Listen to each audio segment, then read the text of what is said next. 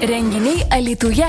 Kas, kur, kada. Metas mums vėliai pasikalbėti apie renginius Pietų Lietuvoje, Alytuje, Dzūkijos sostinėje, kasgi mūsų laukia artimiausių metų. Žinokit, ši savaitė yra tikrai tiek gausi renginių, kad reikės labai gerai pagalvoti, kur apsilankyti. Prabėgę kelios savaitės buvo kuklesnis, o va ši savaitė tai jau tikrai bus kupina gausi renginių, labai skirtingų. Gal pradėsiu apžvalgą nuo galimybės apsilankyti Dainavos kino teatre, nes Dainavos kino teatras yra ta erdvė, kuri mūsų laukia kiekvieną dieną, ar tai darbo diena ar savaitgalis, kad ir kokį metą be pasirinktume, tikrai, man atrodo, atrasime galimybę pamatyti mėgstamą kino filmą. kinas-dainava.lt interneto svetainėje jūs rasite visą reikalingą informaciją. Aš tik užsiminsiu, kad šią savaitę galime pažiūrėti Kempiniukas plačiakelnis, Kelnių paieškos, Arklio Dominiko kelionė į žvaigždes, Malonė, Tarnaitė, Priedanga, taip pat rodomas Badautojų namelis, Dyksniukas, Monstrų sergėtojas, Nėra kitos išeities ir Milijonierius jubiliejus taip pat vis dar rodomas. Jeigu nematėte, turite galimybę pamatyti, arba Antanija, Vieno žmogaus šalis, Stray Kids, The Dominante Experience Dainavos kino teatre, Kinų jūra taip pat. Taigi, kaip galime suprasti, visai nemažai lietuviškų filmų taip pat jis paišo į šios savaitės kino renginius, kino filmus. Priedanga, Zootropolis 2 taip pat galimi pamatyti. Esame kviečiami patirti kiną, Vėtrų kalną pamatyti, Šeima į gamtą, Čarlis nuostabusis Dainavos kino teatre šią savaitę. Tai, tikrai yra ką pasirinkti. Priminsiu, kinas-dainava.lt, užsukite ir pasidomėkite, kurią dieną tiksliai, kurią valandą kas vyksta. Na, kalbant apie kitus renginius, tai žvilgtelėkime į antradienį, vasario 10 diena. Yra ta diena, kai Alytus tampa tiesiog, sakyčiau, švietimo karjeros sostinė, nes Alytaus sporto centre vyks ypatinga studijų ir karjeros mugė nuo 10 iki 16 valandos. Čia laukia mūsų ir įdomus pranešėjai, ir galimybės susipažinti su įvairiomis švietimo įstaigomis ir gimnazijomis, ir kolegijomis, profesinės mokyklos galimybės pristatomos, universitetų atstovai atvažiuoja, laukia verslo atstovai, kurie taip pat, mėgins patraukti į savo pusę jaunus talentus, naujus talentus. Tai nepraleiskime progos. Antradienis, vasario 10 diena, nuo ryto iki vakaro Alytaus sporto centre šurmuliuoja švietimo ir karjeros mugė. Taip pat antradienis yra ta diena, kai 18 val. Esame kviečiami apsilankyti Alytaus kultūros centre, kur vyks romansų ir autorinių dainų vakaras, šypsenos tarp posmų, toks jaukus, šviesus, tikrų emocijų kupinas koncertas, kurį norėsime ne tik prisiminti, bet ir papasakoti apie jį kitiems. Vakaras, kuriame šypsosi žodžiai, dainuoja jausmai ir laikas sustoja. Taip organizatoriai pristato šį muzikinį vakarą, o scenoje mes išvysime charizmatiškąją aktorę Violetą Mičiulienę, taip pat muzikinę nuotaiką kurs Kazimieras Jakutis Pagulbis ir jo dainos, ir šeimos duetas Onutė ir Giedrius Vidualiai. Tikrai, jeigu mėgstame tokią jautrę, ramę, gražią muziką, pasakojimus, tokio jaukumo ir jautrumo norime, tai nepamirškime antradienį užsukti į Alytaus kultūros centrą. Trečiadienį mūsų laukia ne vienas būdas, net ir minėti, pavyzdžiui, ruoštis vasario 16, nes kviečia Alytaus Jurgio Kunčino viešoji biblioteka, kur vaikų ir jaunimo literatūros skyriuje vyks rytmetys skirtas vasario 16 paminėti Mano kraštas Lietuva. Taip pat vasario 11 pasaulinę ligonių dieną vyks paramos renginys Alytaus onkologinių ligonių bendruomeniai. Surinktos lėšos bus skirtos Tėviškės namų bendruomenės globojamų onkologinių pacientų kelionė į Lurdą. Tai kelionė numatoma šią vasarą, birželio mėnesį. Ir kalbant apie tą vasario 11, tai kuomet ir minima pasaulinė ligonių diena ir Lurdo Dievo motinos šventė, esame kviečiami paminėti net keliose erdvėse čia Pietų Lietuvoje. Tai 15 val. Trečiadienį Nemunaičių švenčiausios mergelės Marijos gimimo bažnyčioje, Lurdo minėjimo istorija, malda prie šventoriaus esančio Lurdo koplyčios.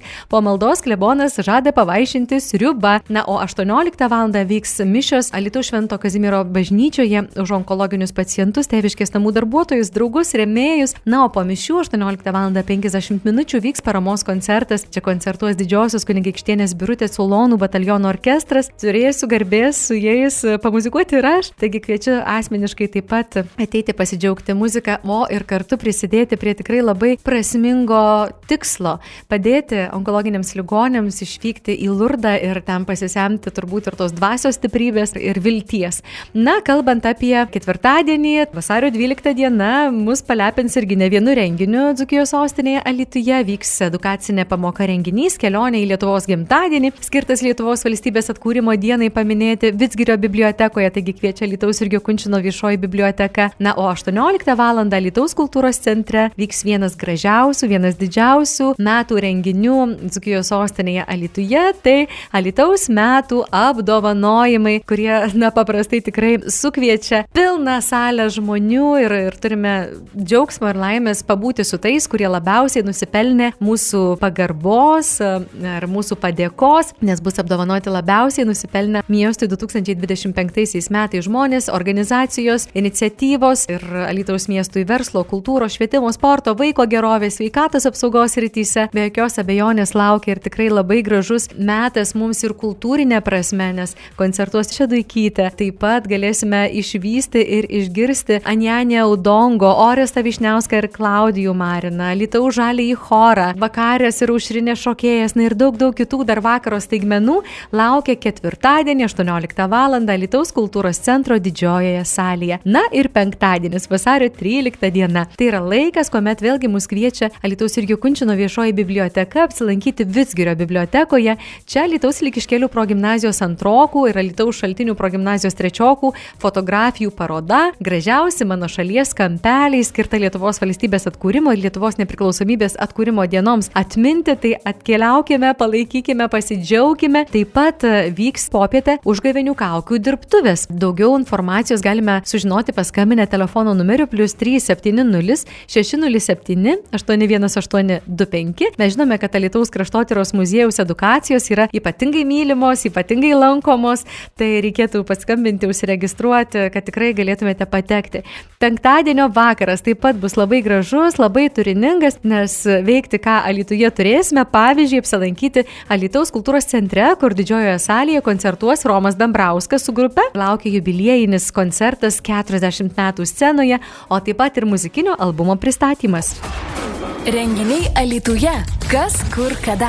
Savaitgalis Dzūkijos sostinėje Alytuje tikrai bus skambus, kupinas meilės ir dar kartą meilės. Aš priminsiu, kad Dainavos kino teatras laukia visų ir kiekvieno norinčių pamatyti puikių kino filmų, rodomų visą savaitgalį Dainavos kino teatre. Nepamirškite tik užsukti į kinas.dainava.lt interneto svetainę, kur galėsite pasitikslinti, kurią valandą, kurioje kino salėje rodomas koks kino filmas. Ir aišku, ten galėsite ir vietas išsirinkti, bilietus nusipirkti ir ramiai nukeliauti Dainavos kino teatrą. Taip pat šeštadienis ta diena, kai galėsime susitikti Alytaus kraštotyros muziejuje, archeologijos padalinyje ir galėsime sudalyvauti šeštadieninėje priešpietyje Meilės pakabukas iš praeities. Taip pat audiovizualių menų centras kviečia mus vasario 14 dieną, kur skambės nuostabus, jautrus, gražus koncertas Ar žinai, ką myli? Tai nepamirškime, jeigu muzikos norėtųsi Valentino dieną, apsilankykime audiovizualių menų centre.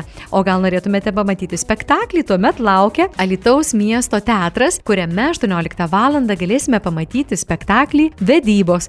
O štai šeštadienį Alytaus kultūros centro didžiojoje salėje grupės Picasso Valentino dienos koncertas ir galimybė pasiklausyti šios grupės su gyvo garso grupe. Skambės pačios gražiausios dainos ir aišku, džiaugsmas tas, kad galėsime išgirsti ir gyvo garso grupę, tai reiškia ir visi instrumentai, instrumentalistai, viskas skambės gyvai. Dar kalbant apie šį savaitgalį, sekmadienis taip pat ta diena, kai neliūdėsime, netinginiausime, nes taip pat renginių Alytuje nepristiksime. Pavyzdžiui, 13 val. Mus kviečia Šilavoto laisvalaikio salė, kur vyks šventinė popietė skirta vasario 16 paminėti. Taip pat 15 val. Alytaus kultūros centre, amfiteatre, žinokite, būtinai turite apsilankyti, nes švęsime, linksminsimės, šoksime, dainuosime, gardžiai riebiai valgysime juk užgavėnės. Ir nors žiema šiemet tikrai įsisiubavo kaip reikiant, vis tiek ateis laikas pasitraukti. Tad visa tai įvyktų greičiau, turime kaip reikiant atšvęsti užgavėnės. Taigi sekmadienį 15 val. Susiburkime Alytaus kultūros centro amfiteatre, pasilinksminti, pašėlti, sočiai užsigavėti ir žiemą iš kiemo išvyti. Na ir šioje šventėje tikrai atrasime visus būtinus šventės simbolius, skanausime ką tik iškeptų blynų, mėgausimės arbata ir žinoma šėlsime žaisdami tradicinius žaidimus. Netruks ir smagios linksmos muzikos, šokių, dainų su Kauno kolegijos tautinių šokių kolektyvų Kaukas ir folkloro ansamblių Žvangutis.